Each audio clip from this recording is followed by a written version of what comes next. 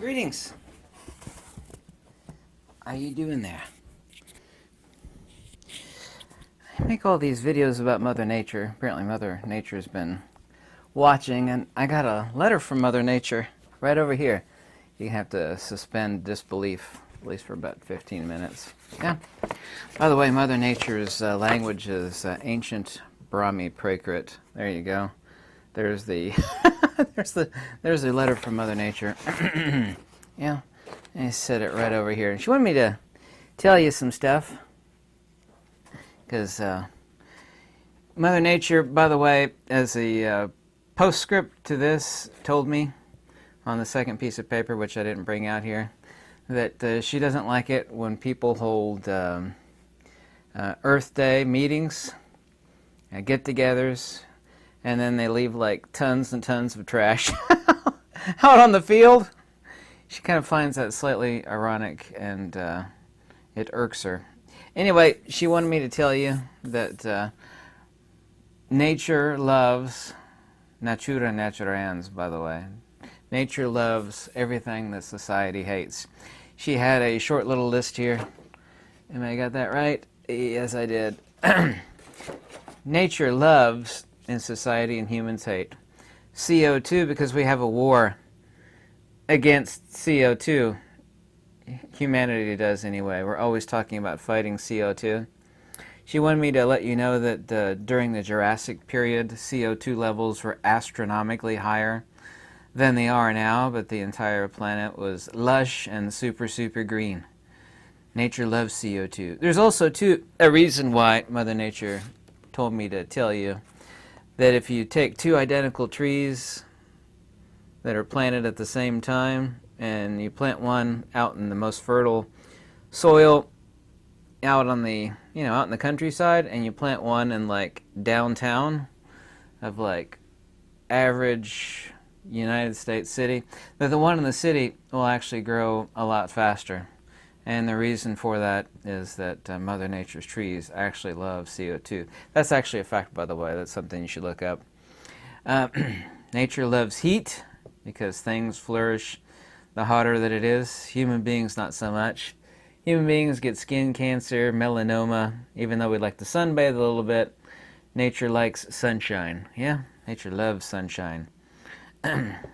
Nature loves dirt, and human beings are not particularly fond of giant piles of like cow poo, giant steaming piles of cow poo, but nature really loves that stuff.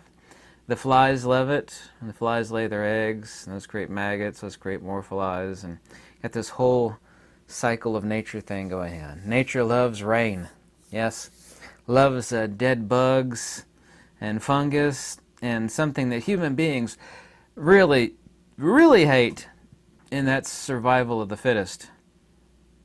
Yeah, Mother Nature says that's against natura naturans, or natural order. Yeah, see. Nature loves it. Society and human beings don't believe in it. Survival of the fittest, yes? Mother Nature wanted me to tell you, let me double check here. Yeah. Mother Nature wanted me to tell you that society and human beings love everything that is sick, evil, twisted, and impure. And society hates everything that is pure and natural and that which is most precious. Yeah? Nature has it completely backwards. Yeah? Nature, yeah. Exactly opposite what human beings like, society hates. It's complete inverse on nature. She wanted me to tell you that society and human beings love power, something that is wholly unreal. It is completely devoid of wisdom and insight, and it is not lasting. And it is a phantasm that is grasped after by that which is evil and demonic. So, nature itself does not confuse unnatural selection with natural selection. Human beings have this completely backwards. We're always talking against natural selection and natural order. And yet we support that which nature finds completely derogatory and profane and evil and vile, which is the ending of that which is most pure, for example. I'll let you take a guess at what that might be. Agoo. Yeah, that's completely contrary to natural order, actually. Yeah. Whatever your position on it, I take no position. I'm only letting you know what Mother Nature told me to tell you. I don't know if you could read Brahmi Prakrit or not, but this is kind of clear as day. I actually do read Brahmi Prakrit. I don't really write in Brahmi Prakrit, though. The point of this is actually not was, is that looking at society and human beings and, what we've actually grown to support and that which we've actually been indoctrinated is a correct word to despise, we have really everything upside down and backwards. I don't know if you know it or not. This might come as a big surprise to you, but nobody gets out of this life alive. And I've said this a million times. Anybody that wants power is the very entity or entities that should never, ever, ever be given power. Never. Plato and the Pythagoreans' answer is most accurate. If it were up to me, and of course I don't care about politics whatsoever, nobody that hadn't at least served 4 years in the military would be allowed to be a public servant.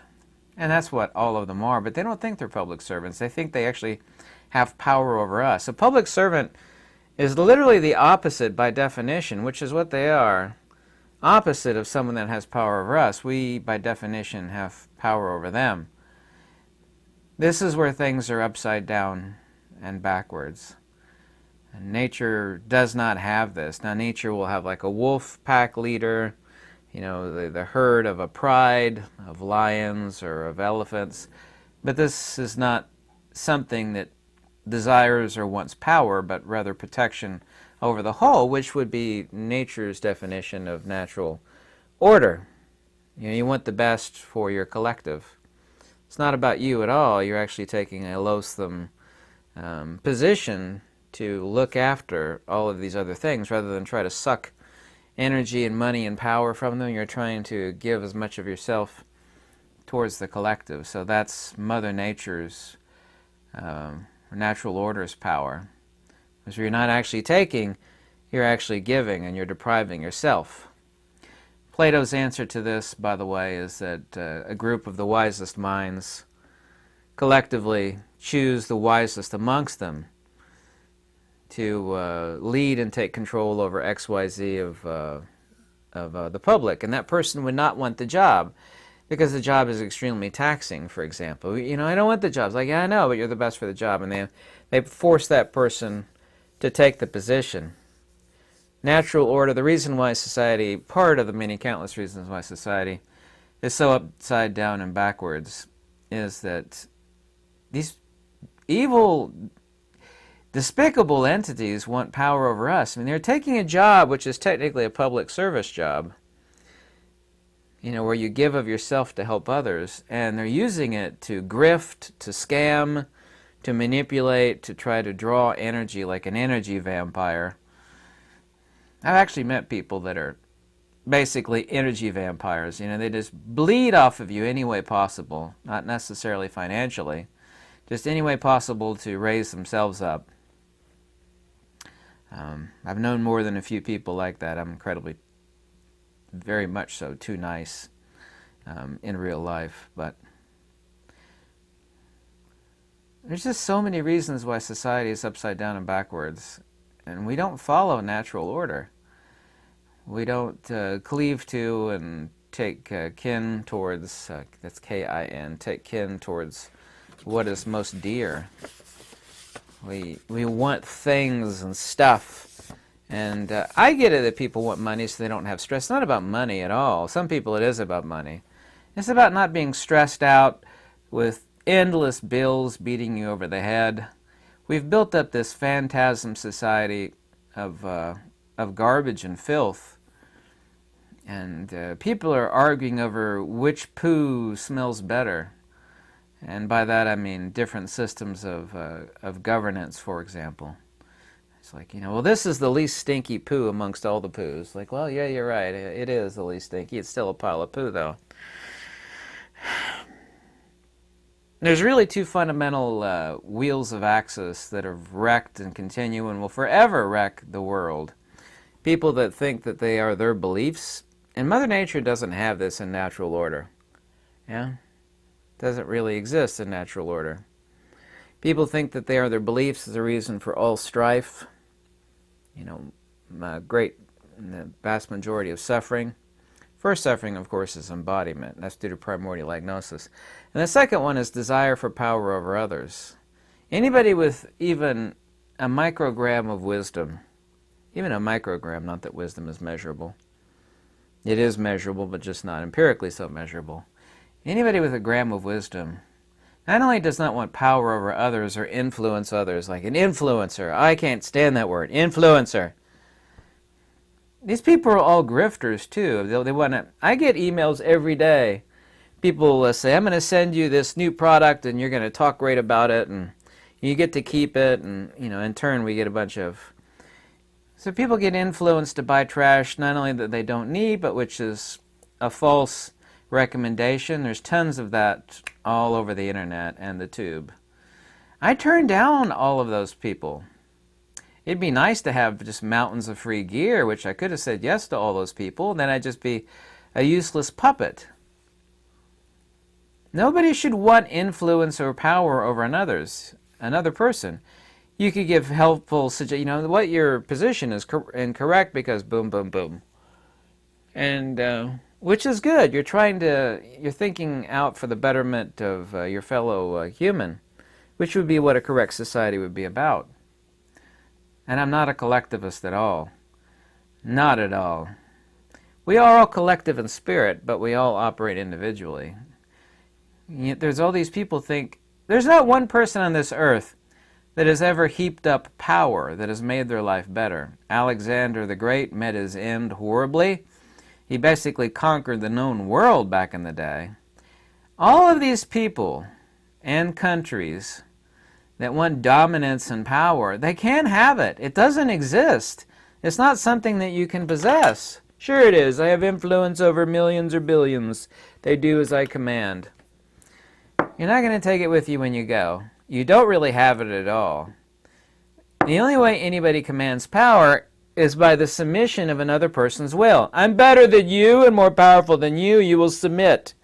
A person of wisdom says, no, I will not submit, even if it means my death. Because I'm a free person and will remain a free person till I die, even if that day is today.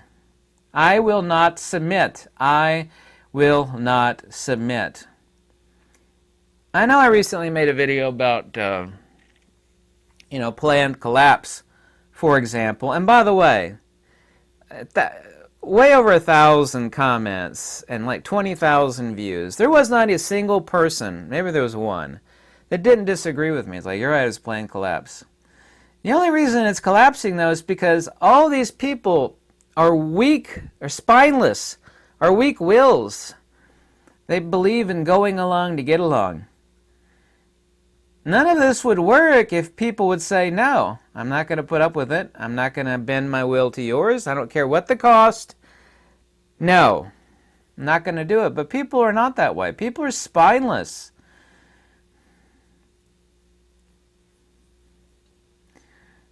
And that's not just about what's been happening in the past few years, for example. Nobody should ever bend their will towards that of another. You do no wrong. You embrace wisdom.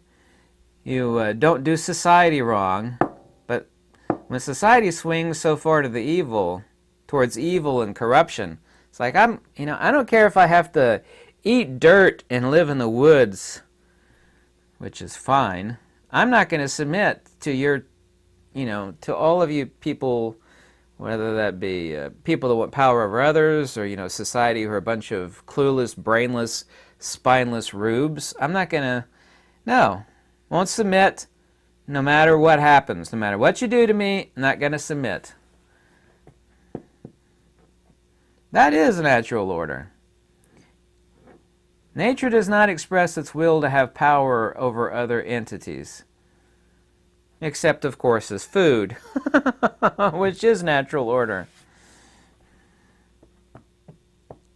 So, glad I could share with you a few thoughts on my letter from Mother Nature. Her handwriting sucks. There it is, in Brahmi Prakrit. I tore the letter getting it out of the envelope because I opened the envelope too fast, but that's okay.